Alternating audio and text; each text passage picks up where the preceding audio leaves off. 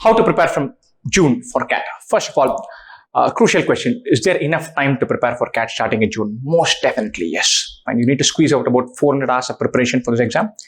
From June through to end of November, it's almost 6 months. But 6 months, you can take out 400 hours reasonably easily. And it's definitely possible. So make sure that you don't defer this plan. If you're eligible for CAT 2021, you must take CAT 2021. You must prepare as if everything is riding on 2021. None of this, I'll take it this year, but my real shot is next year. None of that. If you have a shot at it, jump in and take this. Even if it has to be next year, going through the whole shebang this year is very useful. That's first thing out.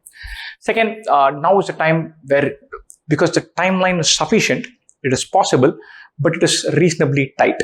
So there's no time to dilly-dally, no time to dawdle, no time to plan a glorious preparation schedule, no time to say, I'll do my NCERT 6th, 7th, 8th now, go through previous year CAT papers, speak to a few providers, get into the groove, and then start actually preparing. None of that. And so you have to, your action words have to be, okay, reading, solving, figuring out, answering, taking mocks. You need to be very clear about actually executing and not merely planning. And as far as preparation schedule itself is concerned, there are 3 phases. One is the learning fundamentals part, which is where you learn the theory, do ground up learning, make sure that you understand inequalities for the sake of understanding inequalities, where you're not thinking about, can I skip this topic? Will the question be too difficult? How many questions come from this topic? None of that. I'm learning percentages. I'm learning profit and loss. I'm learning to solve pie charts. So keep that focus on in that part.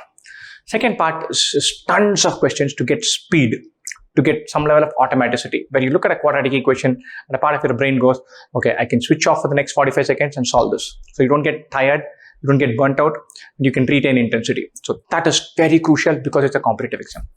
Third part is taking mocks.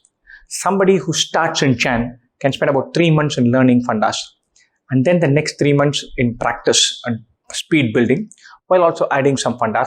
Then the final 3-4 months in taking lots of mocks.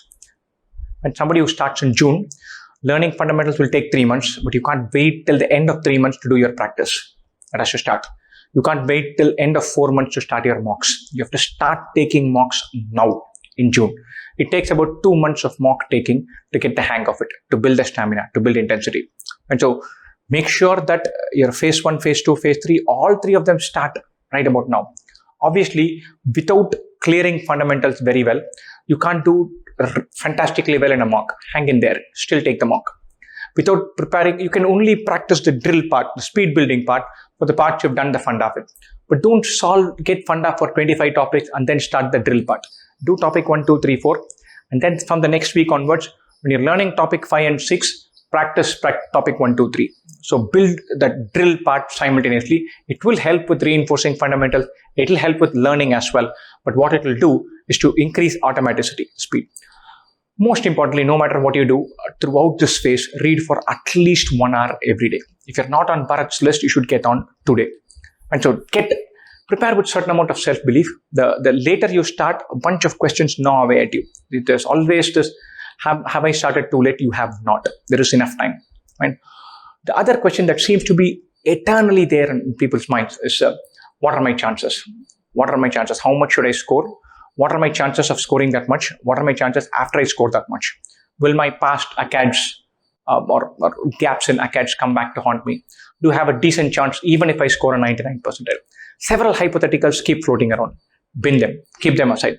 I can tell you from almost all of the candidates who we have seen who did really well in CAT 2020, several of them came back and pinged us and said, hey, I quite enjoyed the ride. I learned tons of things.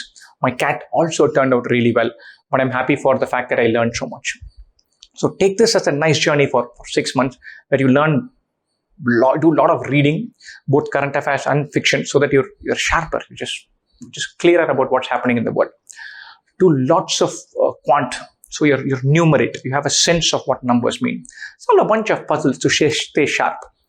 And then incidentally, you're taking CAT, SAT, SNAP as well. And so it is not preparation without a consequence in mind. But the more you think of it as, look, I'm jumping in and committing to the journey, rather than saying, hey, I need to do this, and then if that happens and that happens, I'll be in that college earning this much. So don't build an entire pyramid based on ideas around outcomes. build an entire plan based on your inputs. How much am I going to throw in? What is my weekly schedule? How many mocks will I take? How many books will I read? Focus on that input variable for the next 6 months.